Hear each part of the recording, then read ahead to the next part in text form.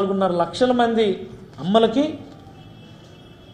26,000 కోట్లు మా వరకు మేమైతే డిపాజిట్ చేశాం తల్లిదండ్రులందరికీ కూడా. దీనిపైన నారా లోకేష్ గారు తక్షణమే ముఖ్యమంత్రి గారితో మాట్లాడి దీనిపైన యాక్షన్ ప్లాన్ మీరు ఇమీడియట్గా తల్లిదండ్రులందరికీ కూడా తెలియజేయమని మనస్ఫూర్తిగా నేనైతే కోరుతా ఉన్నాను. And most importantly not only schools, కాలేజీలు కూడా తెరిచేటటువంటి సమయం. కాలేజీలు అంటే డిగ్రీ చదివేవాళ్ళు, ఇంజనీరింగ్ చదివేవాళ్ళు, మెడిసిన్ చదివేవాళ్ళు, ఇతరత్ర వృత్తి కోర్సులు చదివేటటువంటి వాళ్ళు. సమ్ కోర్సెస్ 2 years ఉంటాయి, 3 years ఉంటాయి, 4 years ఉంటాయి, 5.5 years ఉంది, ఈవెన్ MBBS. అంటే క్యారీ ఫార్వర్డ్ జరుగుతూ ఉంటుంది. అలాంటి వాళ్ళకి సంపూర్ణ ఫీజు రియంబర్స్మెంట్ కింద విద్యా దీవెన ప్రోగ్రాం మేము పెట్టాం, జగనన్న విద్యా దీవెన. హాస్టల్స్లో చదువుకునే వాళ్ళకి వసతి దీవెన అని పెట్టాం. ఫర్ ఎగ్జాంపుల్, మేము మే నెలలో, ఏప్రిల్ నెలలో విద్యా దీవెన డబ్బులు వేయాల్సి ఉన్నది. ఏప్రిల్ నెలలో కోర్టుకు వెళ్ళారు మీరే. అప్పుడు ఎన్నికల కోడ్లో డబ్బులు వేయకూడదని చెప్పి కోర్టుకు వెళ్ళి ఆపించారు. ఆ రోజు ఎన్నికల కమిషన్ కూడా ఆపేయమంది. ఎన్నికల తర్వాత డబ్బులు వేయండి అని చెప్పింది. మరి ఆ ఈఎంఐ, ఏప్రిల్ నెలలో వేయాల్సినటువంటి ఈఎంఐ విద్యార్థుల ఖాతాలో జమ అవ్వక కాలేజీలు తర్వాత సంవత్సరం అడ్మిషన్ వాళ్ళు ఇబ్బంది పెడతా ఉన్నారు.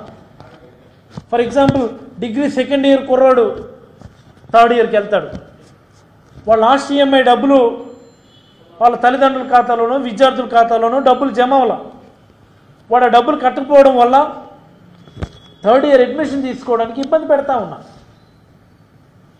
ముఖ్యంగా ఇంజనీరింగ్ కాలేజీలు ఇది ఇంకెక్కువ ఉంది. ఇది అన్లెస్ అదర్వైజ్ మీరు ఆ ఫీజు క్లియర్ చేస్తే తప్ప నెక్స్ట్ ఇయర్ అడ్మిషన్ ఇవ్వమని చెప్పి ఇబ్బంది పెడతాం.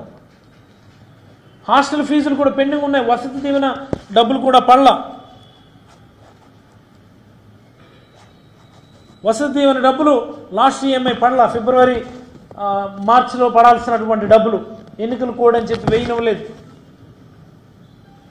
మా హయాంలో విద్యా దీవెన కింద 30 లక్షల మంది విద్యార్థులకి 12,600 కోట్లు మేము డిపాజిట్ చేసాం. మొత్తంగా 30 లక్షల మంది పిల్లలకి 12,600 కోట్లు విద్యా దీవెన కింద జమ చేస్తే, అదే వసతి దీవెన కింద 25.2 లక్షల మందికి 4,300 కోట్లు ఇచ్చినాం మేము. Both Vidya Deevena and Vasathi Deevena combine together. దీనిపైన దృష్టి పెట్టాల్సినటువంటి అవసరం ఉంది. ఇవి గ్రాడ్యుయేషన్, ప్రొఫెషనల్స్ కోర్స్ చదివేటటువంటి పిల్లలకి చాలా ముఖ్యమైనటువంటి హైయర్ ఎడ్యుకేషన్కి సంబంధించి. Last EMI of Vidya Deevena pending ఉంది. Last EMI of Vasathi Deevena because of elections డబ్బులు వేయనివ్వలేదు. వసతి దీవెన డబ్బులు పడకపోతే ఆ పిల్లోడు హాస్టల్లో జాయిన్ అవ్వాలి అంటే హాస్టల్ బిల్లు కట్టకపోతే వాళ్ళు తీసుకోరు హాస్టల్. చాలా ప్రాబ్లం అవుతుంది. పేరెంట్స్ అందరూ కూడా చాలా అప్రహెన్షన్తో ఉన్నారు. వాళ్ళు ఆ ఈఎంఐ డబ్బులు వస్తాయా రావా మాకని. మా వరకు మేము డబ్బులు రెడీ చేసాం. గవర్నమెంట్, జగన్మోహన్ రెడ్డి గారు గవర్నమెంట్ ఎన్నికల కోడ్ వాళ్ళు వేయనివ్వలేదు. మరి ఇప్పటికన్నా వేయాలి కదా, డిపాజిట్ చేయాలి కదా. దానిపైన సమ్ కైండ్ ఆఫ్ స్టేట్మెంట్ ఇవ్వాలి కదా విద్యాశాఖ మంత్రి గారు. కనీసం దానిపైన మీరు రివ్యూస్లో కూడా మీరు రివ్యూస్ చేస్తున్నారు. విద్యాశాఖ రివ్యూస్ చేయడం చాలా సంతోషం. మీరు కొన్ని రకాల మార్పులు చేర్పులు చేయటానికని వివిధ ఆర్గనైజేషన్తో మీరు మాట్లాడుతున్నారు. ఎస్, మీ మార్క్ ఏదో మీరు చేసుకోండి. బట్ దీనిపైన ఈ ఎవ్రీడే రివ్యూస్లో దీనిపైన కూడా రివ్యూ చేశారు. దీనిపైన కూడా త్వరలో ఏదో ఒక స్టేట్మెంట్ వస్తుంది అన్నటువంటి ఒక మెసేజ్ పేరెంట్స్కి వెళ్ళకపోతే కాలేజీలు ఇబ్బంది పెడతాయి కదా పేరెంట్స్కి. పేరెంట్స్ అందరూ యాజ్ ఇట్ ఈజ్గా ఈ పథకాలన్నీ కూడా మీరు కొనసాగిస్తాము అని మీరు చెప్తేనే కదా మీకు ఇంత పెద్ద మ్యాండేట్ వచ్చింది. ఇది ఆలోచించకపోతే ఎలాగా? దయచేసి దీనిపైన ఒక ప్రకటనని విద్యాశాఖ మంత్రి ద్వారా రావాలని ఈ ప్రభుత్వానికి వైఎస్ఆర్ కాంగ్రెస్ పార్టీ మనస్ఫూర్తిగా విజ్ఞప్తి చేస్తాము. Please mark my word. మరి అలాగే మహిళలకు సంబంధించి వైఎస్ఆర్ చేయూత ప్రోగ్రాం లాస్ట్ డబ్బులు సుమారుగా మేము ఒక 5,065 కోట్లు డిపాజిట్ చేస్తే 2,900 కోట్లు మహిళల ఖాతాలో డిపాజిట్ అయ్యాయి. ఇంకా 2,200 కోట్లు ఇంకా స్టిల్ పెండింగ్. మరి పవన్ కళ్యాణ్ గారే పంచాయతీరాజ్ రూరల్ డెవలప్మెంట్కి సంబంధించి చూస్తూ ఉన్నారు.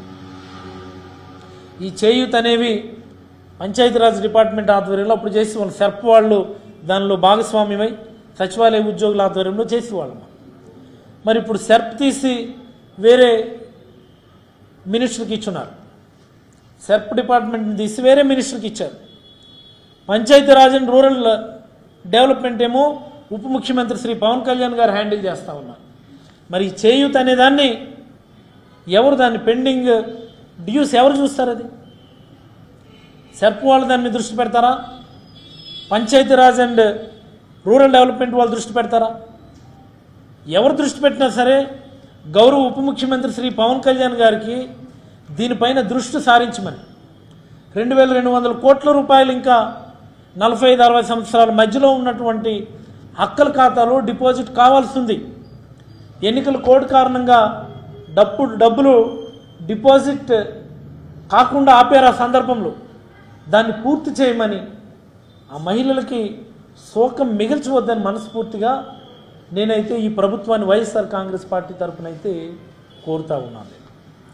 మరి అలాగే మరొక స్కీము మత్స్యకార భరోసా ఏప్రిల్ 2వ వారం నుంచి జూన్ 2వ వారం వరకు బ్యాన్ పీరియడ్ ఉంటుంది ఫిషింగ్కి వెళ్ళకుండా.